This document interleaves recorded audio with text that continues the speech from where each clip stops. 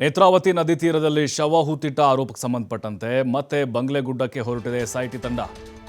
ಧರ್ಮಸ್ಥಳ ಸ್ನಾನಘಟ್ಟದ ಬಳಿ ಇರುವಂಥ ಬಂಗ್ಲೆಗುಡ್ಡ ಇದು. ಬಂಗ್ಲೆಗುಡ್ಡದ ರಹಸ್ಯ ಭೇದಿಸಲಾಗುತ್ತಾ? ಯಾಕೆಂದರೆ ಒಂದು 5 ಅಸ್ಥಿಪಂಜರಗಳೇನೋ ಮೊನ್ನೆ ಸಿಕ್ಕಿತ್ತು ಲಾಸ್ಟ್ ಟೈಮು, ಬುರುಡೆ ಮತ್ತು ಮೂಳೆಗಳು. ಈಗ ಮತ್ತೆ ಬಂಗ್ಲೆಗುಡ್ಡಕ್ಕೆ ಅರಣ್ಯಾಧಿಕಾರಿಗಳ ಜೊತೆ SIT ಅವರು ಹೋಗಿದ್ದಾರೆ. ಒಂದು ವಾಹನದಲ್ಲಿ ಹೊರಟಿದ್ದಾರೆ SIT ತಂಡದವರು. ನೋಡಿ, ಇದರಲ್ಲೇ ಹೋಗಿದ್ದಾರೆ ಎಲ್ಲ ಸೇರಿ.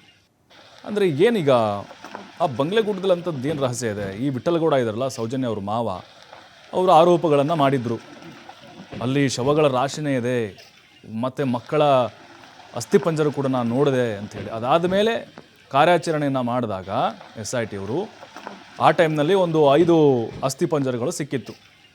ID ಕಾರ್ಡ್ಗಳು ಸಿಕ್ಕಿತ್ತು, ಮತ್ತು ಸೀರೆ ಸಿಕ್ಕಿತ್ತು, ಕೆಲವು ಬಟ್ಟೆಗಳು ಸಿಕ್ಕಿತ್ತು. ಅದರ ID ಕಾರ್ಡ್ ಇರುವಂಥವರು ಕೂಡ ಕುಟುಂಬಸ್ಥರು ಪತ್ತೆಯಾಗಿದ್ದರು. ಆದರೆ ಈಗ ಮತ್ತೇನೋ ರಹಸ್ಯ ಅಡಗಿರಬಹುದು. ಹಾಗಾಗಿನೇ SIT ಮತ್ತೆ ಕಾರ್ಯಾಚರಣೆಗಿಳಿದಿದೆ.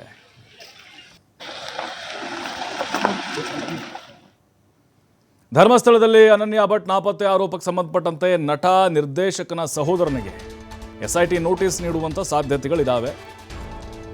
ನಟನ ಸಹೋದರ ಕೂಡ ಕಾಲಿವುಡ್ ನಟ. ಸದ್ಯ ಚೆನ್ನೈ ಬೀಚ್ ಸುತ್ತಮುತ್ತ ವಾಸ ಮಾಡ್ತಿದ್ದಾರೆ ಅಂತ ಈ ನಟ.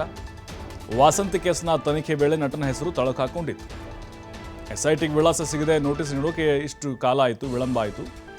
ಹೀಗಾಗಿ ಕಾಲಿವುಡ್ ನಟನ ಚೆನ್ನೈ ವಿಳಾಸ ಪತ್ತೆಗೆ SIT ಈಗ ಸಜ್ಜಾಗಿದೆ. ಅಂದರೆ ಈಗ ಏನು ಅವ್ರ ಹೆಸರು ಕೇಳಿ ಬಂದಿದೆ, ಅವರಣ್ಣ ಒಳ್ಳೆ ವಿಲನ್ನು, ತಮಿಳಲ್ಲಿ ವಿಲನ್ನು ಮತ್ತು ನಿರ್ದೇಶಕ ಕೂಡ ಹೌದು, ಫೇಮಸ್ ಆ್ಯಕ್ಟ್ರು. ತಮ್ಮನೂ ಕೂಡ ಹೌದು. ಈಗ ತಮ್ಮನಿಗೆ ನೋಟಿಸ್ ನೀಡಲಿಕ್ಕೆ ಎಲ್ಲ ತಯಾರಿಯನ್ನು SIT ಅವರು ಮಾಡ್ಕೊಂಡಿದ್ದಾರೆ. ಕಾರಣ ಅಂತ ಹೇಳಿದ್ರೆ, ಈ ವಾಸಂತಿ ಫೋಟೋ ಇಟ್ಕೊಂಡು ಸುಜಾತ ಭಟ್ ಅವರು ಬಂದಿದ್ದರು, ನನ್ನ ಮಗಳು ಅನನ್ಯ ಭಟ್ ಅಂತ. ಆಮೇಲೆ ಕತೆ ಎಲ್ಲ ಗೊತ್ತಾಯಿತು.